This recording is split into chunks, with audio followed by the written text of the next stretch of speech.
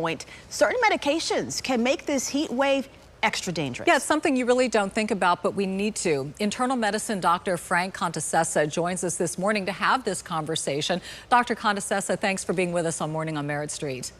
Morning. Good morning, Dominique and Fanchon. Nice to be with you guys today. Good morning. So let's start off with which medications can create these complications when exposed to dangerous heat, at least when we are, and what are those complications that we should be on the lookout for? Sure. This is important information to get out there. There are two main issues when it comes to extreme heat like this. Number one is obviously overheating, and number two would be dehydration. And certain medications can lead to either increased dehydration risk or increased overheating, or some of them both. The first thing to watch out for are certain blood pressure medications. Things like diuretics. People typically call them a water pill. I take a water pill. And this actually is supposed to help your body get rid of excess fluid to keep your blood pressure down.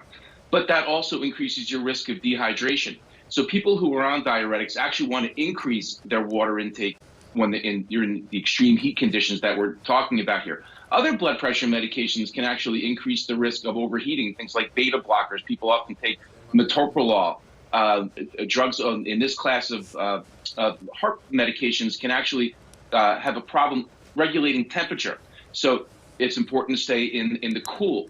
Another common medication that people often don't realize is things like Benadryl and antihistamines, allergy medications, which can also increase the risk of overheating. So really, the most important thing here is to stay hydrated and to stay in the cool as much as you can in the air conditioning. Wow, when you mentioned allergy medication, I had not ever heard of that. So thank you for that information. I think this is new for a lot of people. You mentioned dehydration and overheating. Doctor, what are some of the early symptoms that we're heading towards dehydration, heading towards overheating, that people need to be looking out for, especially if they are on some of these medications you just mentioned? Sure. One of the first things people are going to notice is muscle cramps. So Charlie horse, muscle spasms, cramps in the legs and the calves. That's often one of the first signs. Then it can lead into lightheadedness, dizziness, starting to get a little bit woozy. People who are observing them, you might often see that they're excessively sweating. Their skin feels cool and moist. That can lead into the next phase, which is actually heat stroke, which becomes much more dangerous. And here you're actually going to stop sweating because your body's trying to retain whatever fluid is left. And the skin gets extremely hot. If you touch the person's skin, it would feel like they just came out of an oven. And that can actually become very deadly.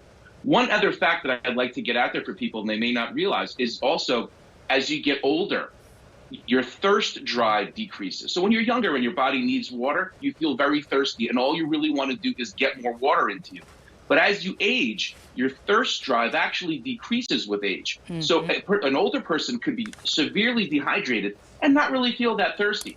So they have to make a conscious effort, and the people who are around them and taking care of them have to really make an effort to get fluid into them and to take in extra water and fluid. Dr. Contessessa, I'm so glad you brought that up. I know as my mother aged, she didn't want to drink a lot of water, and I kept saying, you need to hydrate, you need to hydrate, and it just wasn't top of mind. She wasn't thirsty. Well, it's interesting you say that because my dad has to become more intentional, and his doctors have told him that, so he's always making sure he has water close at hand. Dr. Frank Contessessa, this has been such a helpful conversation for all of us. Thank you so much for joining us this morning. Thanks for having me. Absolutely.